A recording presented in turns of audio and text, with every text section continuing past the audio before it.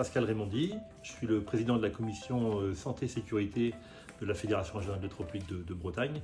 Nous constatons à ce jour de plus en plus d'incivilités sur nos chantiers, que ce soit de simples agressions verbales, voire des passages forcés sur nos chantiers, et éventuellement même des agressions physiques. Nous arrivons à un point où certains de nos salariés ont peur pour leur propre sécurité, ce qui est quand même un comble, alors que nous intervenons pour la collectivité et pour les riverains, et la situation est insupportable et nous espérons rapidement que cela puisse changer. Nous souhaitons donc que nos salariés puissent travailler en toute sécurité, comme n'importe quel citoyen, et dans le respect de leur travail. Je suis Monsieur Lebrigide, chef de chantier depuis 24 ans. Il m'est arrivé sur un chantier à Rennes, en route barrée, une personne qui s'est engagée et qui m'a bousculé. Mes collègues de travail sont intervenus et ça a failli dégénérer. La personne n'avait vraiment pas envie de se déplacer puisqu'elle s'est assise sur le capot de la voiture et elle a fumé sa cigarette. Il a fallu que j'insiste sur mes collègues pour qu'ils puissent déplacer tout le matériel pour que cette personne puisse partir puisqu'elle n'avait vraiment pas l'intention de faire demi-tour. On réfléchit très vite dans ces cas-là puisqu'on ne sait pas la réaction des gens, donc on l'a laissé passer. Et puis on a repris notre travail pour finir notre journée correctement.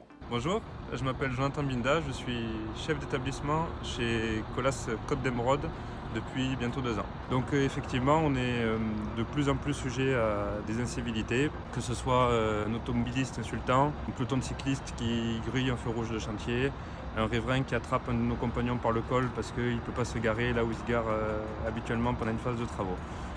Pour exemple, pendant l'année 2023, on a vécu une incivilité qui nous a profondément affectés. C'est sur le cas typique d'un chantier public, d'un aménagement de bourg. Première réunion de chantier, les élus se sont montrés très insistants sur le fait de devoir laisser libre circulation sur la voie publique, alors qu'on avait répondu en route barrée. Donc suite à plusieurs échanges, on décide conjointement de maintenir un sens unique de circulation. Et au bout d'une semaine, un automobiliste se retrouve devant le sens interdit et décide de forcer le passage. Il s'engage sur la voie de circulation dans le sens contraire.